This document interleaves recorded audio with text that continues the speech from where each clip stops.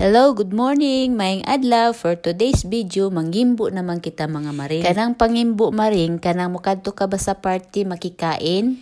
Dito sa Japan mga maring, pag may okasyon, hindi ka masyado magastusan kasi pag may okasyon, kanya-kanyang bit-bit kayo ng pagkain, kanya-kanyang bayad kayo. Depende yan kung sa restaurant or sa karaoke. Kasi ganyan ang ilang traditional or customary dito sa Japan. Unlike sa Hapon. Pilipinas mga maring, kung may okasyon, ikaw lahat ang gastos, di ba? Imo ang pagkain, imo ang inuman, di ba? Ganun tayo. Pero dito sa Japan, iba ang ilang nga costumbre mga maring.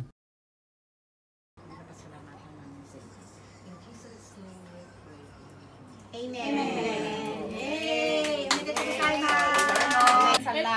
Ito yung line na maganda.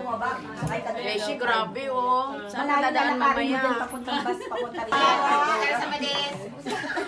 Karesama des. Yung line ng tami ni minasan. No, tami ni stay korete arigatou gozaimasu. Kaya namasu. Eso mo yun,緊張してるんだよ。皆さんよろしくお願いします。4ライン、3ライン、サポーター、リーダー、よろしくお願いします。かやさん、社長、応援みんな、応援ありがとうございました。ありがとうございます。乾杯。乾杯。おめでとう。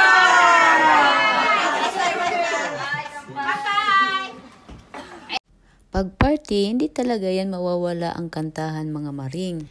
Ang sayawan at ang kakulitan sa party at ang enjoyment. At syempre, hindi makompleto ang party pag wala ang games natin mga Pilipino, mga maring. O, diba? Ang saya-saya, hindi na alam kung sino ang nanalo dito sa party. Sa nga part na to nga games, kung sino ang nauuna kasi ang gulo-gulo na mga maring.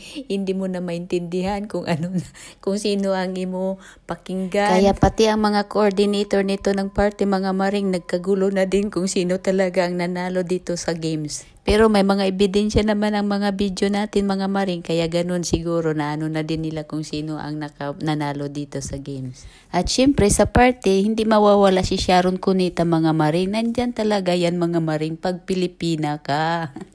Syempre tapos na ang party, kanya-kanya na tong bayad mga maring. Ililista para walang tatakas sa singin-singin. O diba? Mura lang. Thank you for watching.